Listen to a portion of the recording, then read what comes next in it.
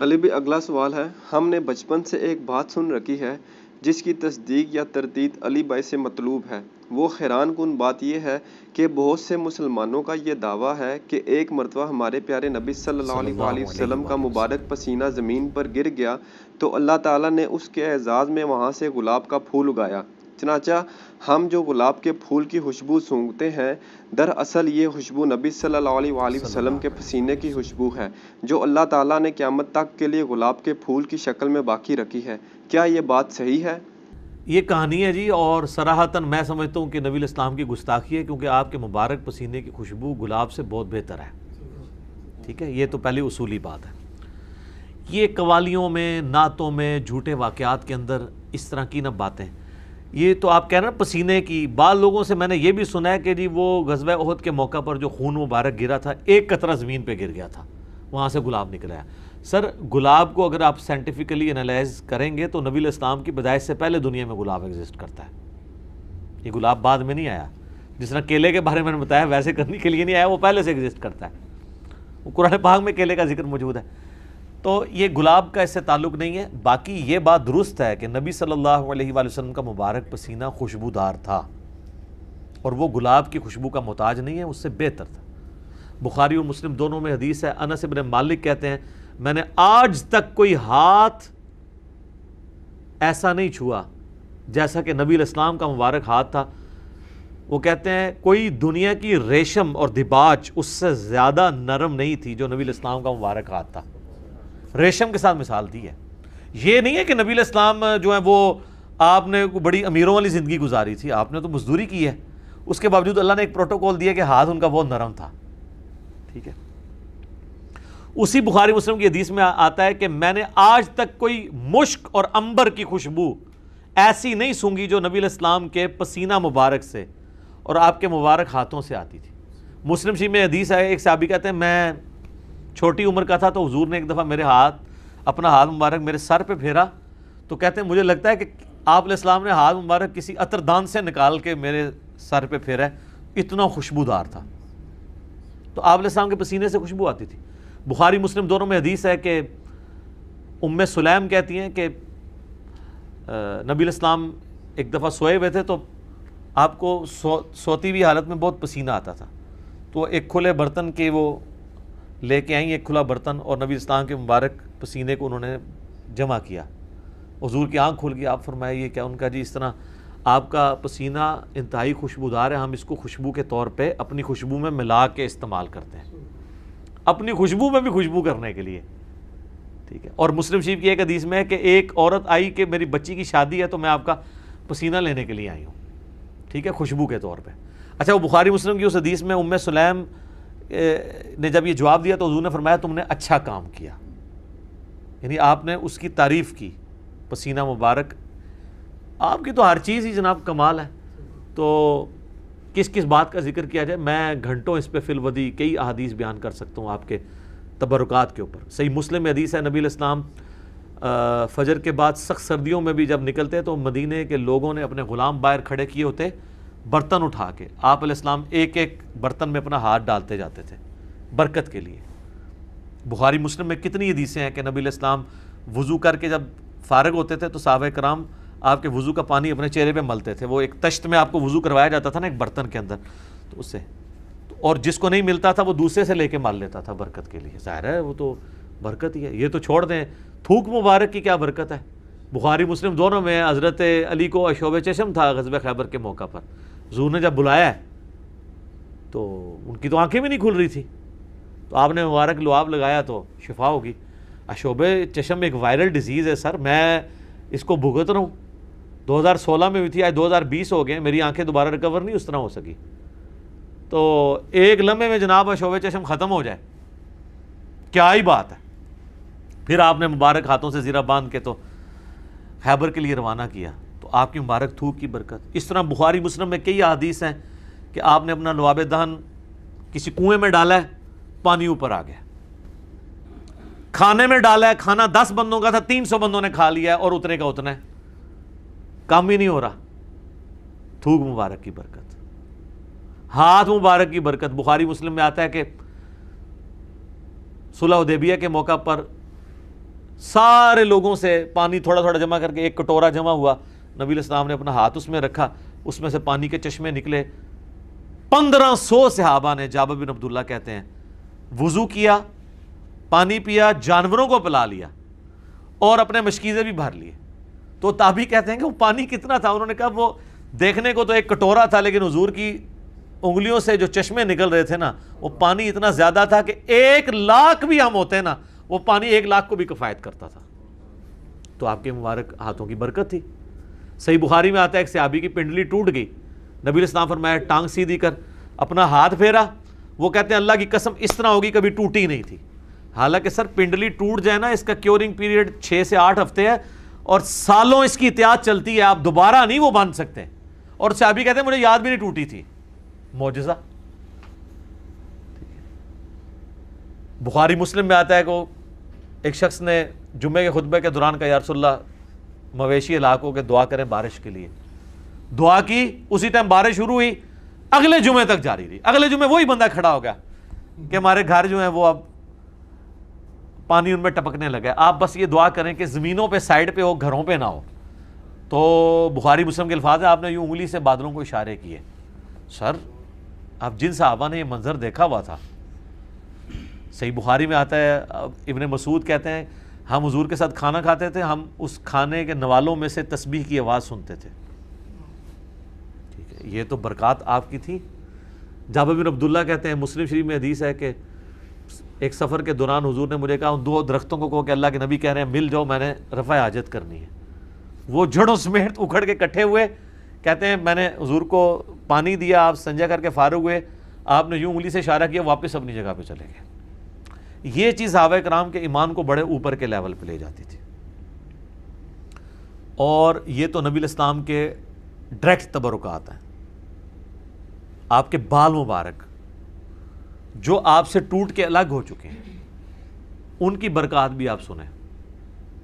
صحیح بخاری میں آتا ہے کہ ام سلمہ نے حضور کے چند بال نکالے ایک ڈبیا میں سے، صحابہ ملاقات کے لیے گئے ام المومنین سے، ان کا یہ حضور کے بال ہیں اور جب بھی کوئی بیمار ہوتا ہے تو محلے میں سے مجھے پانی کا برتن بھیج دیتا ہے، ہم اس میں گھول کے دیتے ہیں، شفا ہو جاتی ہے حضور کی وفات کے بعد. اور بال مبارک تو پھر بھی جسم کا حصہ ہے، کرتا مبارک تو جسم کا حصہ بھی نہیں ہے، یہ تو الگ سے ایک چیز ہے نا. صحیح مسلم میں ہے کہ سروانی تیالسی جبہ اسما ابن بنت ابی بکر نے حضرت عائشہ کی بڑی بہن نے نکالا اور کہا یہ رسول اللہ کا کرتا ہے جس کے اوپر یہاں پہ گوٹ بھی لگی ہوئی تھی، کالے کلر کا تھا. بائی چانس آج میں نے بھی کالا کپڑے پہنے، یہ سنت ہے.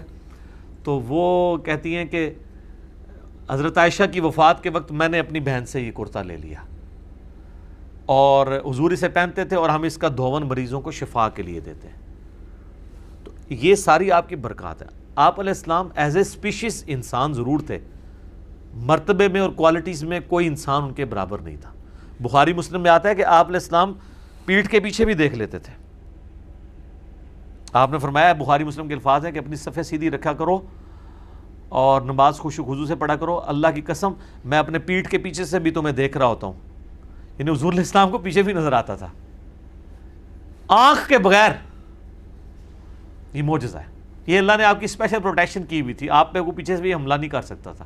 آپ ہر طرف 360 ڈگری کا آپ کو ویژن ہر وقت نظر آتا تھا. یہ آپ کا معجزہ تھا. بخاری مسلم میں الفاظ ہیں، وہ کسوف کی نماز آپ نے پڑھائی سورج گرہن کی، آج بھی میرا لگا ہوا تھا یا یہ 1-2 دن چلنا ہے. تو کسوف کی نماز پڑھائی تو آپ نے نماز کے دوران کچھ قدم آگے کیے، پھر یوں ہاتھ بڑھایا، پھر واپس کھینچ لیا. صحابہ نے کہا یا رسول آج آپ کو ایک عمل ایسا کرتے دیکھیں جو پہلے نہیں کرتے دیکھا. آپ فرمایا کہ میں نے جب نگاہ اٹھائی تو میں نے جنت دیکھ لی، جنت 7 آسمانوں کے اوپر، اور اس میں میں نے انگوروں کا ایک گوشہ دیکھا. میں نے ارادہ کیا تمہارے لیے توڑ لوں، پھر تم کھاتے ہی رہتے، کیونکہ جنت کو فنا نہیں ہے. وہ اگر گوشہ نیچے آ جاتا نا اسی بھی کھا رہے ہوتے. جی جنت کو موت نہیں ہے. جنت میں آپ جب کھائیں گے، کھا کے فارغ ہوں گے، پھر وہاں ایک گوشہ اور لگ جائے گا. جنت کو چھوڑ دیں.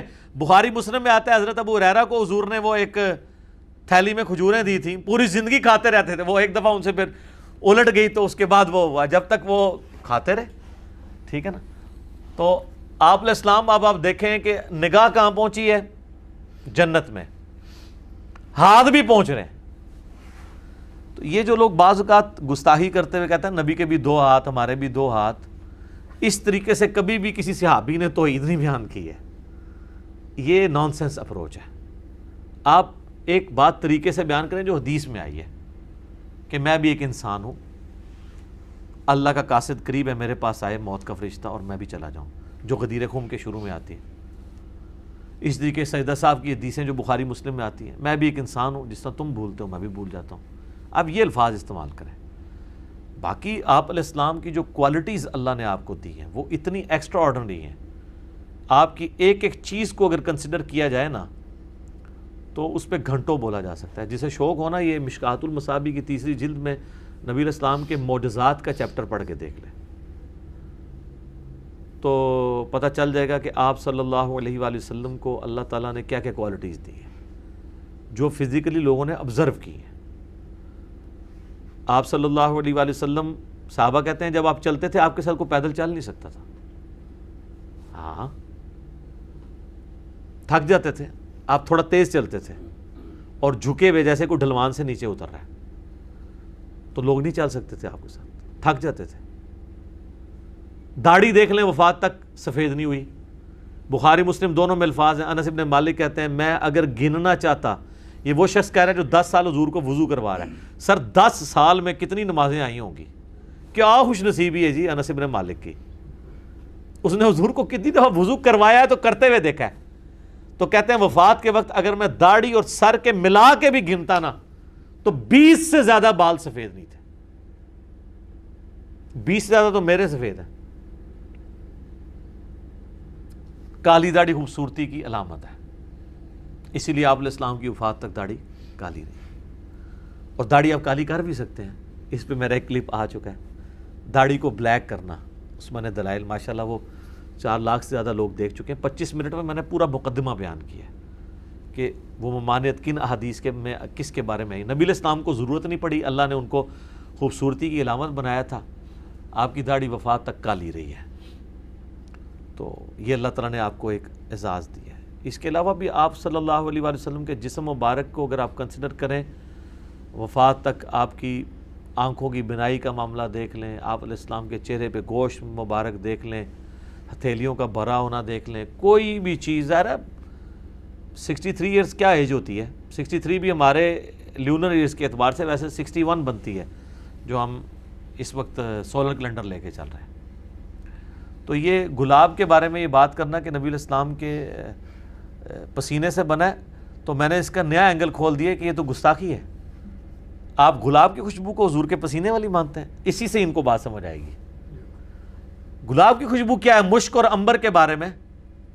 مشک اور عنبر کبھی آپ, مہنگی ترین خوشبوئیں, یہ کبھی آپ استعمال کر کے دیکھیں جناب. یقین کریں اگر آپ کپڑے دھوئیں نا, کپڑے کے اوپر مشک لگا دیں نا, 2 3 مہینے تک خوشبو نہیں جائے گی. میں ایک مصلی پہ جہاں پہ نماز پڑھتا ہوں وہاں پہ ہلکا سا ایک قطرہ اس کا میں نے لگایا ہے, 3 مہینے تک میں نے نہیں خوشبو اس کی جاتے. میں جتنی بار جاؤں میں یار یہ کون روزانہ لگا جاتا ہے. آپ ہوتے تو کہتے علی بھائی کرامت ہے تہاڈی. کرامت شرامت نہیں ہے, وہ مشک شاہی ایسی ہے. اور انس بن مالک کے الفاظ ہیں بخاری مسلم میں کہ نبی علیہ السلام کے پسینے سے اور آپ کے جسم مبارک سے وہ خوشبو آتی تھی جو مشک اور عنبر سے بھی نہیں آتی. اور آپ کا ہاتھ مبارک ریشم اور دباج سے زیادہ نرم تھا. یہ بخاری مسلم میں کتنے آپ علیہ السلام کے جو شمائل, اسے کہتے ہیں شمائل. امام ترمذی نے کتاب لکھی ہے شمائل ترمذی, جس میں آپ علیہ السلام کے گیٹ اپ کے حوالے سے ایک ایک چیز کنسیڈر کی گئی ہے. آپ کے کپڑے کیسے آپ استعمال کرتے تھے, پگڑی کس کلر کی ہوتی تھی, کرتا آپ استعمال کرتے تھے, آپ کی داڑھی مبارک کیسی تھی, چلنے کا سٹائل آپ کا کیسا تھا, جوتی مبارک آپ کی کیسی تھی, یہ ساری کی ساری چیزیں. تو آپ علیہ السلام کا پسینہ مبارک ہو, آپ علیہ السلام کا کے بال مبارک ہوں, آپ صلی اللہ علیہ وآلہ وسلم کا تھوک مبارک ہو. اس کے اوپر آلریڈی میرے کئی ویڈیوز ریکارڈڈ موجود ہیں. ایون پیشاب بھی آپ علیہ السلام کا وہ بھی ایک یونیک تھا. سنن نبی داؤد میں ایک حدیث موجود ہے, نبی علیہ السلام کی عادت تھی کہ آپ نے ایک لکڑی کا پیالہ رکھا ہوا تھا, سردیوں میں پیشاب کرنے کے لیے اٹھ کے باہر نہ جانا پڑے تو آپ اس میں پیشاب کرتے تھے. پیالہ یعنی بڑے سائز کا, وہ آپ کے بستر کے نیچے پڑا ہوتا تھا. ایک دفعہ آپ نے اس نے پیشاب کر دیا تو آپ کی لونڈی تھی ایک, ان کو نہیں پتا تھا اس بات کا, تو وہ پیشاب انہوں نے پی لیا. ابو داؤد میں صرف اتنے الفاظ ہیں کہ آپ پیشاب کے لیے پیالہ ہوتا تھا جو آپ کی چرپائی کے نیچے ہوتا تھا. یہ حدیث اسی 100% سند کے ساتھ المعجم الکبیر طبرانی کے اندر آئی ہے, مجموع الزوائد میں امام حیثمی نے لیا ہے اور کئی کتابوں میں, اس کے آگے الفاظ ہیں. لہٰذا اس حدیث کی سند کو البانی, شیخ زبیر لیزئی, شیخ شعیب ارنوت, سب کے سب لوگ ان کے نزدیک یہ جائز ہے.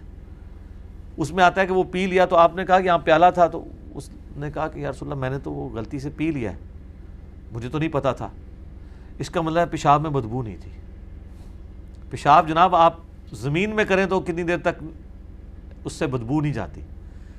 اللہ کے لیے مسئلہ نہیں ہے, آپ کے ساتھ بھی سب کچھ ہوگا. بخاری مسلم میں آتا ہے کہ جنت میں خوشبودار ڈکار آئے گی کھانا ہضم, تو آپ کیا کہیں گے یار یہ مجھے اتنی بڑی عظمت مل جائے گی. تو یہی عظمت اگر دنیا میں اللہ کسی کو دینا چاہے تو نہیں دے سکتا.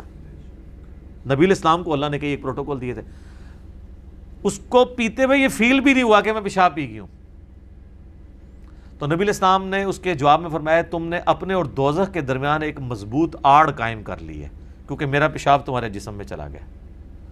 تو یہ ایک پروٹوکول ہے, لیکن یہ ایک فضیلت ایک ہی بندے کے لیے. اس حدیث سے جس طرح ہمارے بریلوی علماء بیٹھ کے لوگوں کو ترغیب دلا رہے ہوتے ہیں پیشاب پینے کی اور پلا اپنا رہے ہوتے ہیں, ہاں ان کا یہ مجھے بتائیں, چلے پیشاب والی تو میں کو ویڈیو نہیں آپ کو دکھا سکتا, لیکن پسینے والی ویڈیو تو آپ نے دھرنوں میں نہیں دیکھی 2014 کے قادری صاحب کے دھرنوں میں, وہ انہوں نے اپنا پسینہ پونچھ کے آپ کو ٹیشو پیپر نہیں دیے, تھوک والے بھی ہے. پھر مدنی چینل کے اوپر آپ نے نہیں دیکھا کہ وہ منہ سے بوٹیاں چبا کے بوٹیاں دے رہے ہیں, منہ سے نکال کے ہڈیاں, اور یہ وہ لوگ لے رہے ہیں جو کہ ماں باپ کا جھوٹا کھاتے ہوئے بھی شرم محسوس کرتے ہیں. ان کا لیول یہ ہے. ٹھیک ہے, محبت کرنی ہے ماں باپ بیوی کے ساتھ کریں. بخاری مسلم میں حدیث ہے, حضرت عائشہ کہتی ہے میں حیض کی حالت میں بھی پانی پیتی تھی نا, تو جس جگہ میں پیالے کو منہ لگاتی تھی نا, تو آدھا پیالہ حضور کو دیتے تھے, حضور اسی جگہ منہ لگا کے پیتے تھے. اور میں اگر بوٹی حیض کی حالت میں بھی, عام حالت تو چھوڑ دیں, بوٹی کھاتی تھی تو آدھی حضور کو دیے, تو جہاں سے میں نے چبائی ہوتی تھی وہیں سے چباتے. محبت کا اظہار, جن کے ساتھ محبت کا اظہار کرنا ہے ان کے ساتھ کتے بنے ہوئے ہوتے ہیں, بیوی بچوں اور ماں باپ کے ساتھ, اور جن کے ساتھ وہی والا سلوک کرنا چاہیے وہ اس لیے کہ وہ ان کو اپنے کتے سمجھ رہے ہوتے ہیں نا. یہ اپنے ناموں کے ساتھ لکھتے ہیں, میں سگے فلاؤں, میں سگے فلاؤں, میں سگے فلاؤں, ان کے یہ جناب یہ کر رہے ہوتے ہیں. میرا خیال شاید ان کی ہڈیاں کھاتے ہیں, اس لیے کہتے ہیں ہم ان کے وہ ہیں, ان کی بچی ہوئی ہڈیاں کھا رہے ہوتے ہیں نا. تو یہ سارے پروٹوکول انہوں نے ان کو دیے ہوئے ہیں. مجھے کوئی ضعیف روایت دکھائے کہ حضرت ابوبکر نے اپنا پسینہ یا پیشاب کبھی کسی کو یا خون دیا ہو کہ یہ لو تبارک رکھ لو. نبی الاسلام کا پروٹوکول تھا پسینہ مبارک کا. پیشاب والی بھی ایک حدیث ملتی ہے, آپ نے کبھی صحابہ کو ترغیب نہیں دلائی. خون کی بھی ملتی ہے سنن کبریٰ البیہقی کے اندر. گو اس کی صحت میں اختلاف ہے, لیکن بڑے بڑے محدثین اسے صحیح بھی سمجھتے ہیں. ہمیں کوئی آر نہیں ہے اس کو بیان کرنے میں کہ عبداللہ ابن زبیر رضی اللہ تعالی عنہما کو نبی الاسلام نے ایک دفعہ وہ کپنگ کروائی, پچھنے لگوائے. وہ 56 نمبر پوائنٹ ہے نا, یہ دو شانوں کے درمیان. ایک دفعہ میں نے بھی سنت پوری کی ہے کروا کے. وہ تو خون پیالے میں نکلا, تو عبداللہ ابن زبیر کو آپ نے فرمایا کہ اس کو نہ کسی محفوظ جگہ جا کے دفن کر دو. وہ گئے, بڑا انہوں نے کہا میں کہاں, پھر ان کے دماغ میں کسی بات آئی میں پی کیوں نہ لوں. نبی الاسلام کا خون مبارک وہ پی گئے. تو حضور نے بعد میں پوچھا کہ ان کا یا رسول اللہ میں نے تو وہ پی لیا ہے. تو آپ نے فرمایا کہ تجھ پہ پھر اب جہنم کی آگ حرام ہو گئی ہے. ٹھیک ہے, یہ ایک واقعہ ہے. اس کے بعد یہ نہیں ہوا کہ حضور پچھنے لگواتے تھے اور صحابہ وہاں کھڑے ہوتے تھے خون لینے کے لیے, نہیں. یہ کسی ایک کو فضیلت کسی طریقے سے ملنی تھی, مل گئی. ہاں جو واقعات ہیں نا جو تواتر سے ڈزنز آف ٹائم رپورٹ ہوئے ہیں, وہ ہے پسینہ مبارک کی حدیثیں, اور وہ ہیں لعاب دہن مبارک کی حدیثیں, یا ہاتھ مبارک آپ نے کہیں رکھ دیا اس کی حدیث. یہ پیشاب اور خون والی میں اس لیے بیان کر رہا ہوں, یہ میری ایمانداری تھی کہ میں ان روایتوں کو بیان کرتا, کیونکہ بریلوی کہیں گے یہ بیان نہیں کرتے. اور اس میں سے جو بریلویوں نے رزلٹ نکالا ہوا ہے نا, اور وہ انہوں نے تو پتہ نہیں اور بھی کیا کچھ بیچ میں بنایا ہوا ہے, خود سے بھی جعلی روایتیں بیان کر کے, یہ دو ہی روایتیں ہیں جو میں نے بیان کر دی ہیں، اور یہ دو ایک واقعات ہیں، اس سے پوری نیریٹو یا ڈاکٹرن نہیں کھڑی ہوتی، اس سے صرف نبی علیہ السلام کی فضیلت ثابت ہوتی ہے، آپ کے خون مبارک کی اور پیشاب مبارک کی، لیکن اس سے یہ نہیں کہ آپ نے کبھی ترغیب دلائی ہو۔ دیکھیں، نہ اس لونڈی کو آپ نے پیشاب پینے کا کہا اور نہ ابن زبیر کو خون پینے کا کہا، لیکن دوسری طرف آپ علیہ السلام اپنا تھوک مبارک خود کھانے میں ڈالتے تھے برکت کے لیے، ہاتھ مبارک خود ڈال دیتے تھے برکت کے لیے، اور بخاری مسلم میں درجنوں حدیثیں ہیں کہ وضو کا پانی ایون بلغم بھی گرتا تھا تو صحابہ وہ لیتے تھے۔ صلح حدیبیہ کے موقع پر جو عروہ ابن مسعود نے وہ دیکھا تھا، کنکھیوں سے یوں دیکھتا تھا، اس نے آ کے کافروں کو کہا، بخاری کے الفاظ ہے، میں بڑے بڑے بادشاہوں کے دربار میں گیا ہوں، ہائے ہائے ہائے، میں کیسر و کسریٰ کے پاس گیا، میں نے کبھی کسی کے ماننے والوں کو اتنی تعظیم کرتے ہوئے نہیں دیکھا اپنے سردار کی جو رسول اللہ کے اصحاب کرتے ہیں۔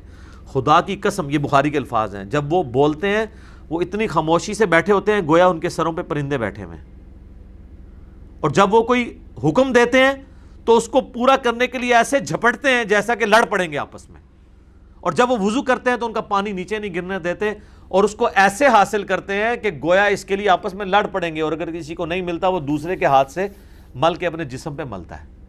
تو تم ایسے شخص کے ساتھ بہتر ہے معاہدہ ہی کر دو، کیونکہ وہ سہیل ابن عمر نے کہا تھا نا، نعوذ باللہ، یہ تمہارے ساتھی تمہیں دھوکہ دے جائیں گے اے محمد، تو وہ پھر انہوں نے پریکٹیکل، اسی پہ حضرت ابوبکر صدیق کو غصہ آیا تھا نا، تو انہوں نے کہا تھا کہ لات اور منات کی شرمگاہیں چاٹو جا کے، یعنی جو تم کام کرتے ہو، یہ نہیں ہے کہ انہوں نے گالی دی تھی، جو کرتے تھے وہی ان کو بتایا تھا کہ تم رسول اللہ کے بارے میں ہمیں یہ ٹونٹ کروا رہے ہو، ہم تو حضور کے لیے اپنی جانیں دینے کے لیے تیار ہیں، اور دیکھیں اب دی ہیں، کسی جنگ کے موقع پر بھی حضور کو فرنٹ پہ نہیں آنے دیا صحابہ نے، اللہ ماشاءاللہ حنین کے موقع پر آپ کو فرنٹ سے لیڈ کرنا پڑا تھا، وہ ایک اسپیسیفک کیس ہو گیا تھا، تو باقی تو آپ کا خیمہ پیچھے لگا ہوتا تھا، صحابہ ہی آگے لڑتے تھے، آپ کی دعائیں ساتھ ہوتی تھی۔ احد کے موقع پر بھی کافر اس لیے پہنچ گئے کہ بھگدڑ مچ گئی تھی، تب حضور کے خیمے تک وہ پہنچے، اور اس میں بھی کتنے انصاری شہید ہوئے ہیں، حضرت طلحہ کا ہاتھ شل ہو گیا، ٹھیک ہے، پھر حضور تک وہ پہنچے ہیں، پھر بھی صحابہ کرام جو ہے وہ نبی علیہ السلام کی جان بچانے کا ذریعہ اللہ نے ان کو بنایا۔ تو آپ علیہ السلام کا ترغیب دلانا الگ سے ہے، یہ بریلوی جو اس معاملے کے اوپر ایک پوری ڈاکٹرن کھڑی کرتے ہیں نا، وہ غلط کرتے ہیں، وہ پھر ایک ایسا معاملہ ہو جاتا ہے کہ جس سے آپ یعنی ایک پھر ایتھیسٹ اور غیر مسلم ان باتوں کے اوپر اعتراض کرتے ہیں۔ تھوک مبارک تک تو آپ ڈیفینڈ کر لیں گے، لیکن خون اور پیشاب کے بارے میں آپ کہاں تک ڈیفینڈ کریں گے؟ ہم نے وہ ڈیفینڈ کیا کہ وہ ایک واقعہ تھا، ہم نہیں کہتے نبی علیہ السلام کی زندگی پوری کی پوری اس سے بھری ہوئی ہے، لیکن چونکہ ہم ان کو ایک ایکسٹراڈنری پرسنالٹی سمجھتے ہیں، ان کے لیے عقیدہ رکھتے ہیں کہ یہ آپ علیہ السلام کو اللہ نے پروٹوکول اس حوالے سے دیا ہوا تھا، آپ کی بہت غیر معمولی شخصیت تھی۔ بخاری مسلم میں الفاظ ہیں، حضرت عائشہ کہتی ہیں فجر کی اذانیں ہوئی، حضور کی عادت تھی تہجد پڑھ کے تھوڑی دیر سوتے تھے، پھر فجر کے لیے اٹھتے تھے، تو کہتے ہیں میں نے حضور کے خراٹے سنے، یہ خراٹے کو آپ برا سمجھتے ہیں، یہ سنت ہے، لیکن بہت اونچے نہیں، وہ بندے کو علاج کروانا چاہیے نارمل، یعنی ناک کی آواز۔ تو کہتے ہیں حضور نے وضو کیے بغیر مسجد میں چلے گئے، نماز پڑھائی، بعد میں نے حضور سے پوچھا یا رسول اللہ آپ نے وضو ہی نہیں کیا؟ تو آپ فرمایا ہم انبیاء کی آنکھیں سوتی ہیں، دل نہیں سوتا، تو انبیاء نیند کی حالت میں بھی نہ غافل نہیں ہوتے، چونکہ غافل نہیں ہوئے ہوتے انبیاء کرام نیند کی حالت میں، لہٰذا اللہ تبارک و تعالیٰ نے انہیں اسپیشل پروٹوکول دیا ہوا ہے نیند کے اعتبار سے کہ نیند کی حالت میں ان کا وضو نہیں ٹوٹتا۔ اچھا ہمارا وضو نیند کی حالت میں کیوں ٹوٹ جاتا ہے؟ ہمیں اپنی ہوش نہیں رہتی، اس لیے مسلم شریف میں آتا ہے نا صحابہ کرام جھونکے لے رہے ہوتے تھے اور پھر نماز پڑھ لیتے تھے، جھونکے میں آپ غافل نہیں ہوئے ہوتے، لیکن اگر بندہ ایک لیٹ گیا یا سو گیا تو وہ تو غافل ہو جاتا ہے نا۔ یہ پروٹوکول کسی صحابی کو بھی نہیں ہے کہ وہ خراٹے لے رہا اور اس کو وضو نہ کرنا پڑے۔ جھونکے تو آپ بھی اگر ایک جگہ بیٹھے ہوئے ہیں جھونکے لے رہے ہیں، جس کو ہم پنجابی میں جاگو بیٹی کہتے ہیں، آپ کا وضو نہیں ٹوٹے گا، مسلم شریف میں حدیث موجود ہے، لیکن یہ تو پروٹوکول نبی کا ہے کہ وہ سوتے بھی ہیں تو غافل نہیں ہوتے۔ تو قل انما انا بشر مثلکم سے مراد ہے کہ آپ کی سپیشیز انسانی ہے، مرتبے کی بات نہیں ہے، انسانیت کو ناز ہے ان کے اوپر، ایسا ناز ہے کہ کوئی فرشتہ بھی آپ کے مرتبے کا نہیں ہے۔ ٹھیک ہے، وہ مرتبے کی بات الگ ہے. سپیشیز میں اس لیے کہ وہ سورہ بنی اسرائیل میں ہے کہ اگر زمین پر فرشتے آباد ہوتے تو ہم فرشتوں میں پیغمبر بھیجتے. یہاں پہ ہمارے یہ لوگ پتہ کیا سمجھ رہے ہوتے ہیں کہ معاذ اللہ اگر نبی علیہ السلام کو ہم نے انسان مان لیا تو گستاخی ہو جائے گی. نبی علیہ السلام کو انسان ماننے میں ہی آپ کا ادب ہے، کیونکہ انسانیت کو لقد خلقنا الانسان فی احسن تقویم ہے. باقی آپ کے لیے جو نور کا ہم لفظ استعمال کرتے ہیں، آپ نور ہدایت ہیں. اسلام کی پہلی تفسیر ابن جریر طبری کی جو ہے اس میں لقد جاءکم من اللہ نور و کتاب مبین، اس میں واضح امام طبری نے لکھا ہے یہاں نور سے مراد نبی الاسلام ہے اور کتاب سے مراد قرآن ہے. جو اکثر وہ دیوبندی اور اہل حدیث کہہ رہے ہوتے ہیں بریلویوں نے تعریف کی ہے، یہ تو امام ابن جریر طبری متوفہ 310 ہجری نے یہ تفسیر میں لکھا ہے. اس کو چھوڑ دیں، اس سے بڑی تو قرآن کی آیت ہے اِنَّا أَرْسَلْنَاكَ شَاهِدًا وَمُبَشِّرًا وَنَذِيرًا وَدَاعِيًا إِلَى اللَّهِ بِإِذْنِهِ وَسِرَاجًا مُنِيرًا. حضور علیہ السلام وہ سورج ہیں جو چمکا دیتا ہے. آپ نور نہیں ہیں، نور بخشنے والے ہیں، لیکن نور ہدایت ہے. وہ بخاری مسلم بھی نور ہدایت ہے، صحابہ بھی نور ہدایت ہے. اور وہ حدیث تو ٹھیک ہے نا، دلائل النبوہ امام بیہقی کی کتاب میں، مسند امام احمد میں ہے، مشکات میں موجود ہے، ترمذی میں بھی ہے. دو یہ حدیثیں ہیں. ایک حدیث میں آتا ہے کہ نبی علیہ السلام سے پوچھا گیا آپ پہ نبوت کب واجب ہوئی؟ آپ فرمایا کہ میں اللہ کے ہاں اس وقت بھی خاتم النبیین لکھا تھا جب آدم مٹی اور پانی کے درمیان تھے، میں اس وقت بھی نبی تھا اللہ کے علم میں. اور دوسری حدیث میں آتا ہے دلائل النبوہ کی، مسند احمد کی اور مشکات میں بھی، حضور کے فضائل کے چیپٹر میں، کہ آپ علیہ السلام نے فرمایا کہ میں دعائے ابراہیم ہوں، میں عیسیٰ کی بشارت ہوں، میں اپنی ماں کا وہ خواب ہوں جو میری پیدائش کے وقت انہوں نے دیکھا کہ ان کے لیے ایک نور ظاہر ہوا جس سے شام کے محلات بھی ان کے سامنے روشن ہو گئے. یعنی آپ کو بشارت دی گئی کہ آپ سے جو بیٹا پیدا ہوگا رومن امپائر بھی اس کے حلقہ اثر میں آ جائے گی. تو آپ علیہ السلام نے اس کے لیے نور کے الفاظ ہے، میری والدہ کے لیے نور ظاہر ہوا. آپ نے خود اپنے آپ کو نور کہا. تو آپ علیہ السلام نور ہدایت ہیں. باقی اگر کہتا ہے اسپیشیز نور ہے تو یہ توہین کے درجے میں اس حوالے سے چلا جائے گا کہ ہم تو اسپیشیز کے طور پہ مٹی کو نور سے افضل سمجھتے ہیں، کیونکہ انبیاء کرام علیہ السلام میں نبی علیہ السلام کی مبارک ذات وہ اللہ تعالیٰ نے ان کو جو ہے وہ مٹی سے پیدا کیا ہے. تو یہ نور بشر کا مسئلہ بھی خام کا ایک جھگڑا بنایا ہوا ہے. نور بھی ہیں آپ، بشر بھی ہیں، نور ہدایت ہیں اور بشر ایز اے اسپیشیز ہیں. وہ قرآن کا واضح فیصلہ ہے. اے نبی فرما دو انما انا بشر مثلکم. مثلکم سے مراد مرتبے میں نہیں بلکہ اسپیشیز میں.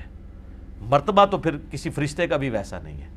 تو جو لوگ نور نور کی رٹ لگاتے ہیں ان کو کہیں کہ وہ والا نور اگر آپ مانیں گے تو نبی علیہ السلام کا مرتبہ کم کریں گے، کیونکہ لقد خلقنا الانسان فی احسن تقویم. اور پھر خود ہی آپ لوگ ہمیں شعر سنا رہے ہوتے ہیں فرشتے سے بہتر انسان بننا، مگر اس میں لگتی ہے محنت زیادہ. جب حضور کی باری آتی ہے تو آپ فرشتوں کی کیٹیگری میں ان کو ڈال دیتے ہیں. کیونکہ دیکھیں صحیح مسلم حدیث ہے اللہ تعالیٰ نے انسانوں کو مٹی سے، جنات کو آگ کی لپٹ سے اور فرشتوں کو نور سے پیدا کیا. اور یہ جو پہلے دو الفاظ ہیں یہ تو قرآن میں سورۃ الحجر میں ہے کہ ہم نے انسان کو مٹی سے پیدا کیا اور آگ سے پیدا کیا جنات کو. بلکہ سورۃ الرحمن میں بھی ہے خلق الانسان من صلصال کالفخار وخلق الجان من مارج من نار. ہاں حدیث میں فرشتوں کے لیے نور کا لفظ ہے. باقی اللہ نور السماوات والارض وہ کچھ اور چیز ہے، وہ فرشتوں والا نور نہیں ہے، وہ اللہ کی شان کے جو لائق ہے، وہ ایک الگ سے ٹاپک ہے. تو بہرحال یہ میں نے تفصیلاً اس لیے جواب دیا کہ یہ کلپ زیادہ لوگوں نے دیکھنا ہے. میں چاہتا ہوں کہ نبی علیہ السلام کی مبارک شخصیت کے حوالے سے یہ عقائد بھی لوگوں تک پہنچے کہ آپ علیہ السلام کی شخصیت عام شخصیت نہیں تھی. اہل حدیث ایک ایکسٹریم پہ چلے جاتے ہیں، دیوبندی بریلوی اور شیعہ دوسری ایکسٹریم پہ چلے جاتے ہیں. صحیح بات لوگوں کو بتائی جائے. ابھی اذانیں شروع ہوا جاتی ہیں، بقیہ کے سوالات انشاءاللہ اذان کے وقفے کے بعد انشاءاللہ.